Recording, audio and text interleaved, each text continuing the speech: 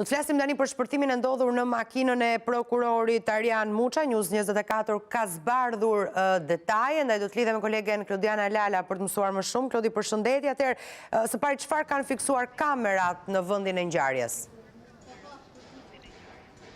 Përshëndetje, Ola. Burime zyrtare pranë prokurorisë së Tiranës dhe policisë së Tiranës konfirmojnë faktin se një kamera sigurie ka filmuar personin i cili ka montuar minën me celular në automjetin në pronësi të prokurorit të Gjirokastrës Arjan Muça. Bëhet fjalë për një person i cili udhton me një motor, është i veshur me rroba të zeza, ai hyn në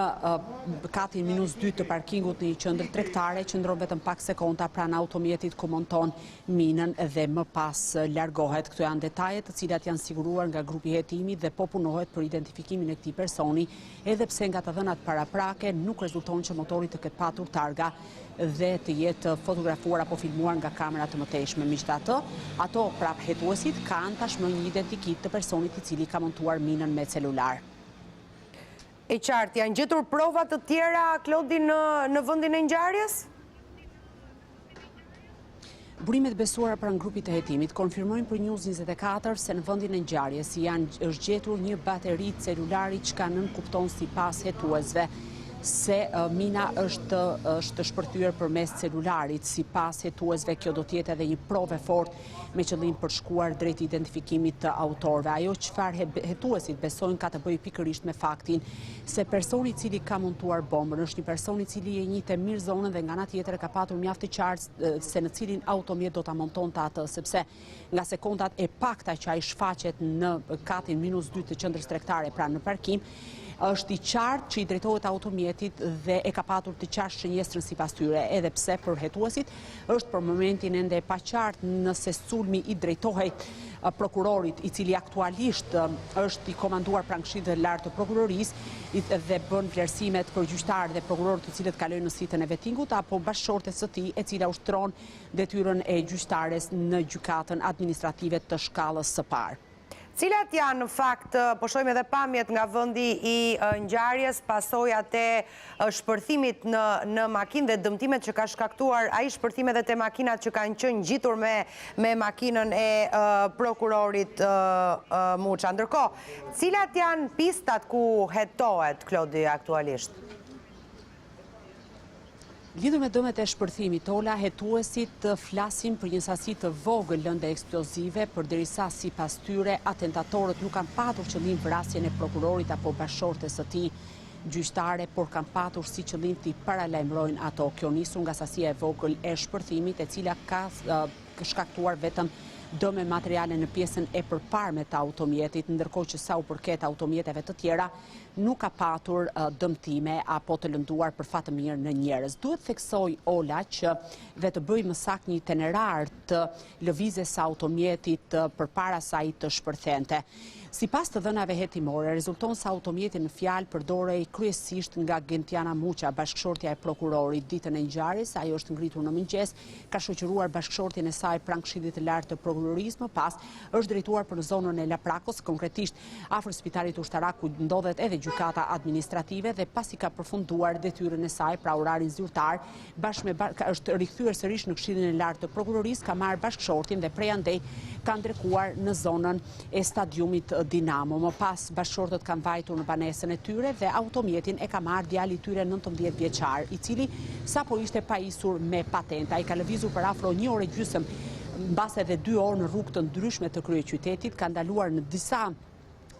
disa momente dhe konkretisht një moment ka ndaluar përpara një banke të nivelit të dytë. Sipas të dhënave që rezultojnë deri më tani, djali është kthyer në qendrën tregtare diku rreth orës 16 të pasdites dhe nga ky moment hetuesit kanë të qartë edhe momentin kur është montuar mina me celular dhe më pas ajo është aktivizuar për t'u shpërthyer. Duhet theksuar që hetuesit besojnë se nuk kanë patur qëllim apo shënjestër djalin e tyre përderisa mund ta montonin minën me celular gjatë kohës që ai kishte ndaluar automjetin dhe kishte patur edhe takime me njerëz të afërt të tij,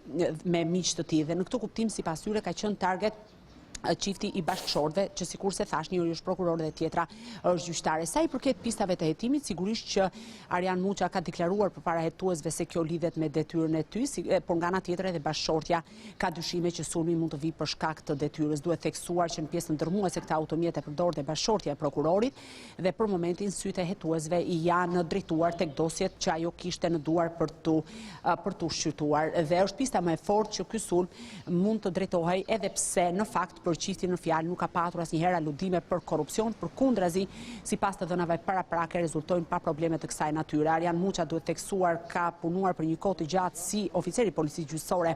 pranë prokurorisë për krime të rënda aso kohë, më pas ka qenë i komanduar dhe ka punuar si hetues në çështjen Gërdeci dhe paraqitej shpesh në gjykatë gjatë zhvillimit të procesit, më pas u emërua prokuror dhe u dërguar në Gjirokastër atje ku në fakt nuk ka patur dosje të bujshme dhe afro 3 vitet e fundit ishte komanduar pranë Këshillit të Lartë të prokurorisë, ndërkohë që bashkëshortja e tij prej vitesh ushtron detyrën e gjyqtares në gjykatën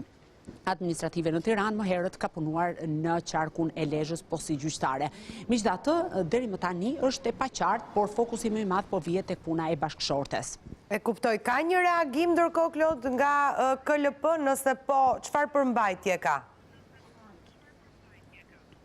Po në fakt Këshilli i Lartë i Prokurorisë ka reaguar ditën e sotme, sipas Këshillit të Lartë të Prokurorisë, kjo ngjarje që ka ndodhur mbrëmë është një sulm i shënjestruar ndaj prokurorit për shkak të funksionit të tij. Këshilli i Lartë i Prokurorisë thotë që ky sulm përbën një akt të papranueshëm që synon të intimidojë prokurorin dhe të cënojë mirë funksionimin e sistemit të drejtësisë penale në luftën kundër krimit. KLP-ja kërkon që dhe nxit institucionet ligjë zbatuese të punojnë për ta zbardhur sa më parë këtë ngjarje. Duhet theksuar se me kërkesën e vet prokurorit, Këshilli i Lartë i Prokurorisë i ka garantuar mbrojtje Arjan Muçës dhe familjes së tij. Duhet theksuar se prokurori ditën e sotme, pasi ka dhënë dëshminë mbrëmjen e kaluar në orët e vona të mbrëmjes, ai është drejtuar përmes një shkresi ka drejtuar Këshillit të Lartë të Prokurorisë duke pretenduar se rrezikohet jeta dhe ka kërkuar mbrojtje të posaçme. Sipas ligjit, të gjithë prokurorët apo gjyqtarët të cilët shënjestrohen nga akte kriminale dhe jeta e tyre është në rrezik apo edhe e familjarëve, merren mbrojtje të posaçme nga ana e KLP. Sigurisht që ka patur dhe një farë mbrojtje policore më përpara, por që kjo mbrojtje të ketë vlerë juridike dhe që të ketë punonjës policie që shoqërojnë për gjatë gjithë kohës, pra 24 orë, duhet që të ketë një vendim nga KLP-ja që tashmë është marrë. Ndërkohë që për ta përmbyllur rola, nëse më lejon, Prokuroria e Tiranës në drejtimin e prokurorit Petrit Hysi është duke grumbulluar të gjitha kamerat e sigurisë dhe kjo është e rëndësishme pasi i biri, sikur se thash, në të gjithë lëvizje që ka patur, ka ndaluar në 3 apo 4 vende në zonat kryesore në kryeqytet, që janë zonat të gjitha të monitoruara nga kamera, me qëllim që sipas hetuesve për të patur të qartë nëse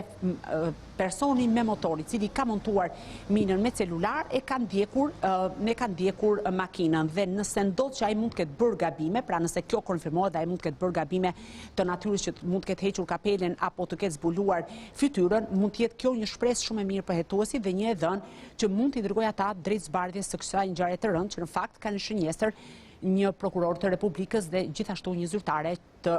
sistemit të drejtësisë që shpall vendime po në emër të Republikës. E qartë. Klodi, faleminderit për gjitha udhësitë që ju përcodët në studio.